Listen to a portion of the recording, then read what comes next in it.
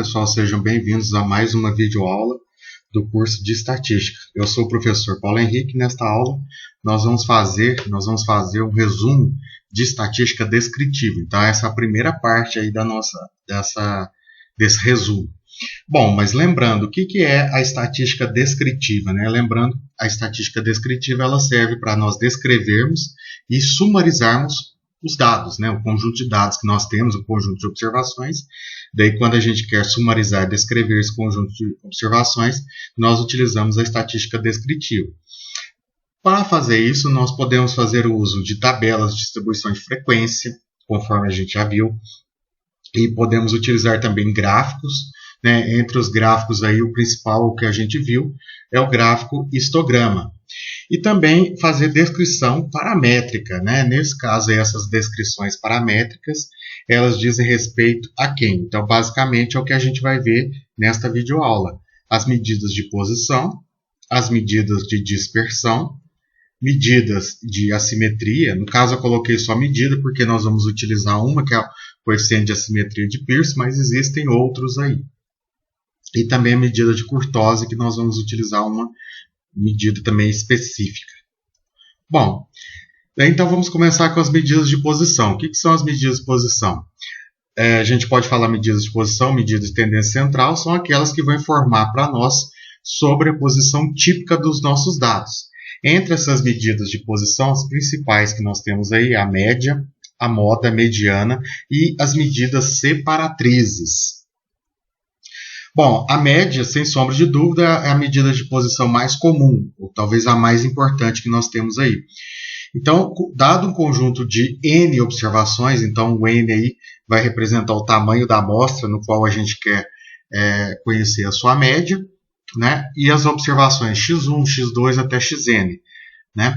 A média aritmética, ou simplesmente a média, né, é obtida da forma um x barra, lembrando que a notação que a gente usa aí para a média amostral é o x com uma barra em cima, e a notação que a gente usa para a média populacional é o mi. Então, para letras gregas aí, a gente está trabalhando com a população. E no nosso caso, a gente está trabalhando com a amostra. Então, o x barra é a soma de todas as observações, dividido por n, que é o número total de observações, que pode ser dado também como sendo um somatório do i igual a 1 até n de xi dividido por n. Lembrando que existem vários tipos de médias. No caso aqui, a gente está falando da média aritmética, né? Ou simplesmente a média. Mas lembrando que tem a média ponderada, existe a média harmônica, a média geométrica e assim por diante. Mas aqui no nosso curso nós vamos falar somente de média e nesse caso nós estamos falando da média aritmética. Bom, outra medida também bastante importante é a moda, né? A moda é aquele valor que aparece com a maior frequência, né? O que mais aparece de um conjunto de dados. Então, a moda ela é bastante importante, principalmente quando a gente está trabalhando com observações não numéricas. Por exemplo, a moda da amostra, a amostra formada pelos elementos maçã, banana, laranja, laranja, laranja e pêssego. Perceba que a laranja ela aparece aí 3 vezes, né? Então, portanto, a moda desse conjunto aí de observações é a laranja. Lembrando que a moda amostral não é necessariamente única, como a média ou a mediana. Porque a moda, ela pode ser, nós temos um conjunto de observações, ele pode ter uma única moda, né, unimodal. Ele pode ter pode ter 2 modas, bimodal, ou mais de 2 modas, daí a gente chama de multimodal.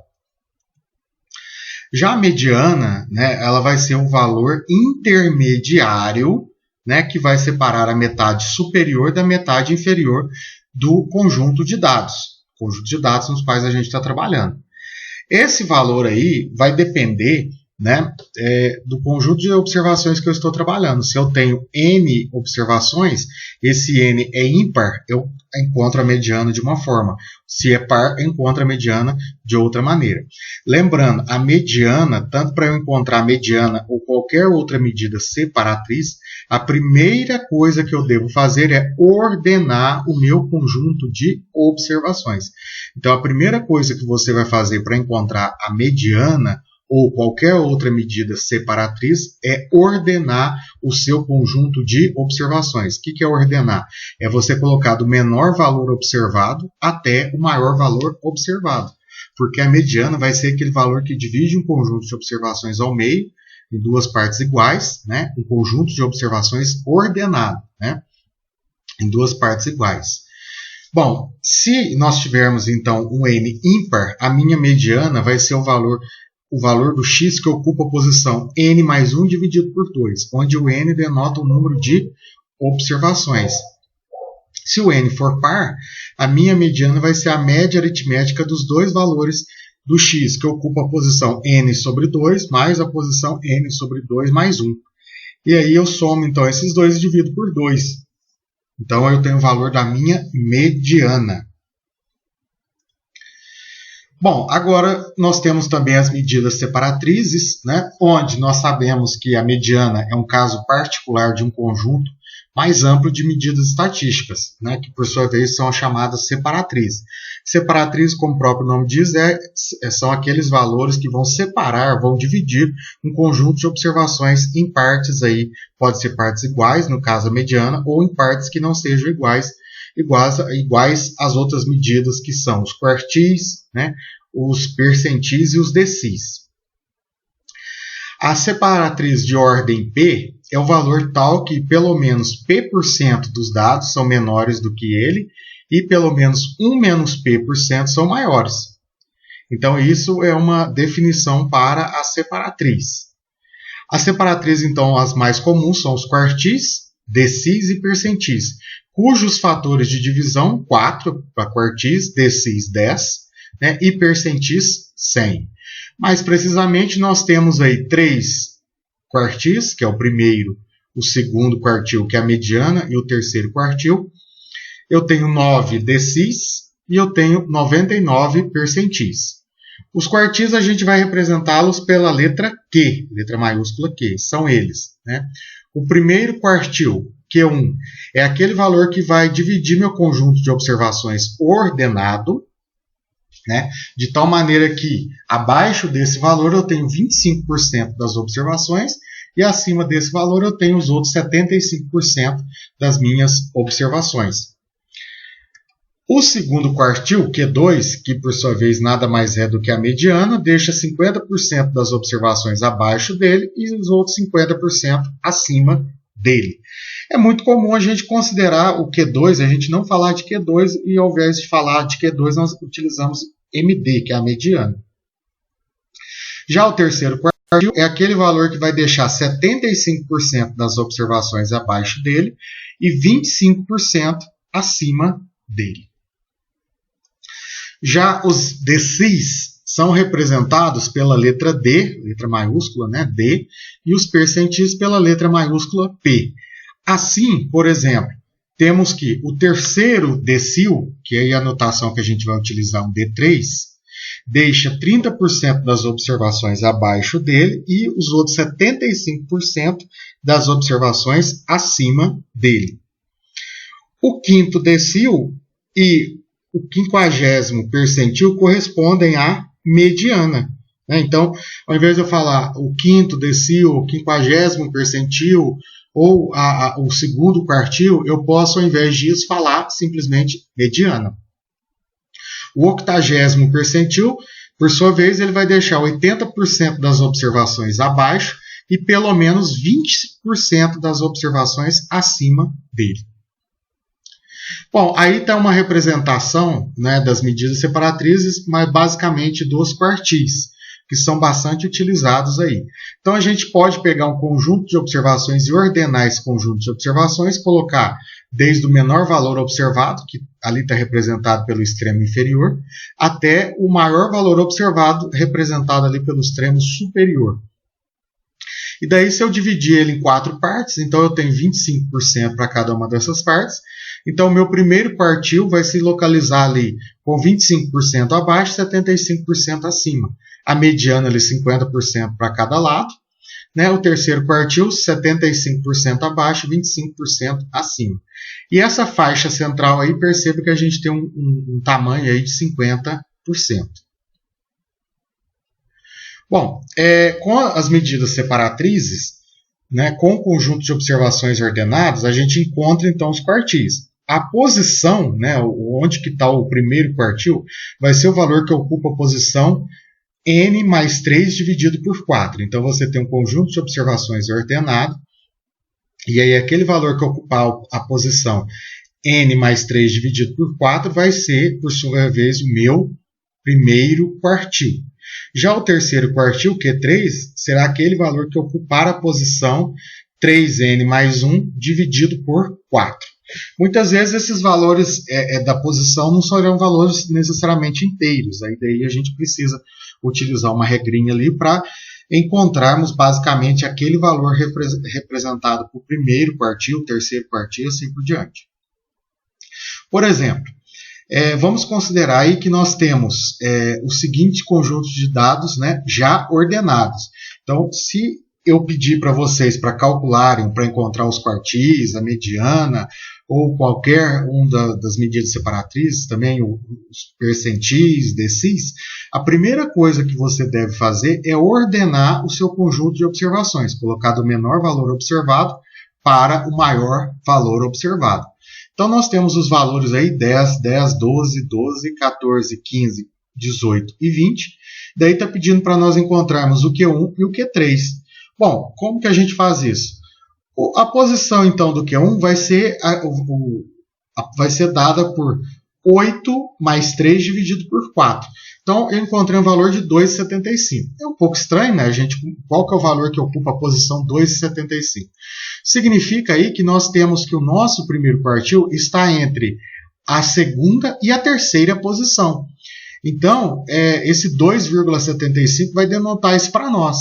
Então, o primeiro quartil é o valor que está entre a segunda e a terceira posição, ou seja, ele vai ser dado, então, pelo valor que ocupa a segunda posição, porque ele está entre a segunda e a terceira posição, mais a diferença entre a terceira posição da segunda posição. Então, a terceira posição menos a segunda, faço essa diferença aí e multiplico isso pela parte decimal de 2,75. Ou seja, então é 10, que é o valor que ocupa a segunda posição, mais 12 menos 10, que é a diferença entre a terceira posição e a segunda posição, vezes a parte decimal do valor lá que nós temos, que é 0,75. Logo, o meu primeiro quartil, ele vale 11,5. Percebam que esse valor de 11,5, ele não pertence ao nosso conjunto de observações. Então, mas mesmo assim, nós temos que esse valor de 11,5 é o nosso valor relacionado ao primeiro quartil. Agora, para nós encontrarmos o terceiro quartil, nós temos que ele está em qual posição?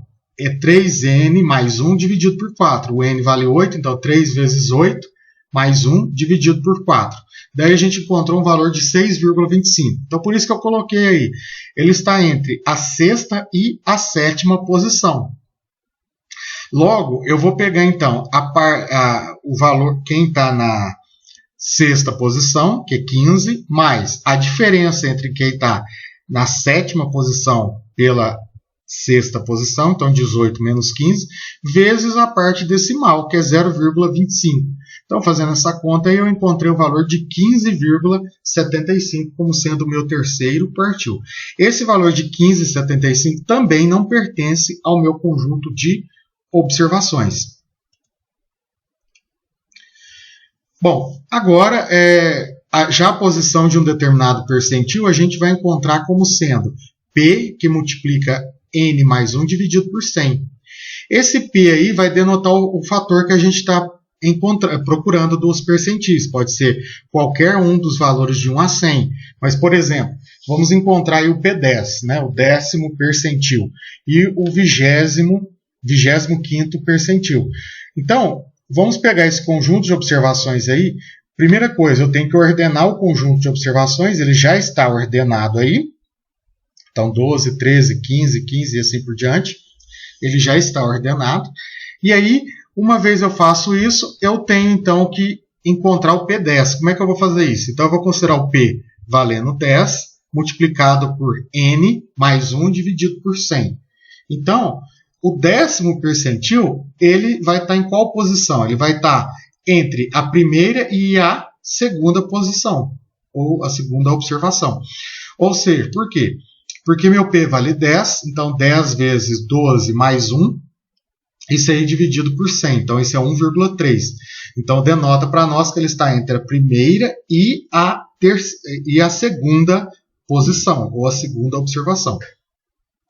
Dessa forma, o meu P10 vai ser o valor de 12, né, que é o valor que ocupa a primeira posição, mais a soma, né, da diferença de quem está na segunda posição da primeira posição, vezes a parte decimal que nós temos aí, que nesse caso é 0,3, porque eu tenho 1,3.